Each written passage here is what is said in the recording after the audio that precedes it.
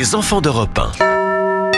Et ce matin, Dimitri Pavlenko avec les enfants d'Europe 1, retour sur une tragédie historique. Et oui, 7 avril 1994, c'est le début du génocide au Rwanda. Pendant 3 mois, dans ce pays d'Afrique, pas plus grand que la Bretagne, une folie meurtrière lors d'Autriche entre ethnies va faire près d'1 million de victimes. Oui, les Hutus, majoritaires à 90% au Rwanda, tuent les Tutsis en minorité. Et c'est un attentat qui déclenche le génocide lorsqu'un avion est abattu le 6 avril 1994. Un avion dans lequel se trouvent les présidents du Rwanda et du Burundi.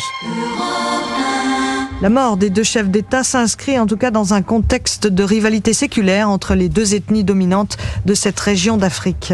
Au départ, les Hutus et les Tutsis partageaient la même langue, la même culture, mais la décolonisation a été bâclée et l'indépendance est née dans le sang. Les Tutsis tentent alors de fuir, de se réfugier dans les collines où ils pensent être en sécurité, mais où ils sont pris au piège. Vous avez fui à pied? Oui, nous avons venu à pied, oui. Vous avez mis combien de temps pour venir jusqu'ici? 3 jours. Le lendemain de l'attentat, les extrémistes Hutus prennent le pouvoir, les maisons sont pillées, les combats commencent. Les préfets du Rwanda ont pour consigne d'assassiner l'ensemble des Tutsis. La peur s'installe dans le pays. Reportage sur Europe 1 de Jean-Pierre Montanet. C'est vrai que le long des routes, il y a des dizaines et des dizaines de cadavres qui s'amoncellent et c'est l'armée française qui doit chaque jour les ramasser afin d'éviter la propagation des épidémies. Et les expatriés françaises sont évacués du Rwanda. Il y a eu des grenades et des coups de fusil. On n'a pas vu grand-chose, on a entendu des coups de feu autour de la maison, puis c'était tout. Mais bon, c'est un petit peu égoïste de dire qu'on est soulagé vu le nombre de morts qu'il y a là-bas.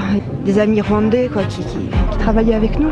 La France envoie des troupes militaires au Rwanda et une question est posée alors. La France, en livrant des armes, a-t-elle joué un rôle dans le génocide? Reportage sur place de François Clémenceau pour Europe 1. Il n'empêche que les Hutus, dont les frères et les cousins ont massacré leurs voisins Tutsis, attendent maintenant des bérets rouges français une aide. Et les Hutus se disent que la France va faire la guerre à leur place. Les Nations Unies reconnaîtront un peu plus tard leur échec. Elles n'ont pas tenu compte des avertissements sur place alors qu'un génocide était annoncé au Rwanda. Tout était annoncé, mais rien n'a été empêché. Merci Lord d'Autriche. Il est l'heure de jouer. Europe 1. Et nous sommes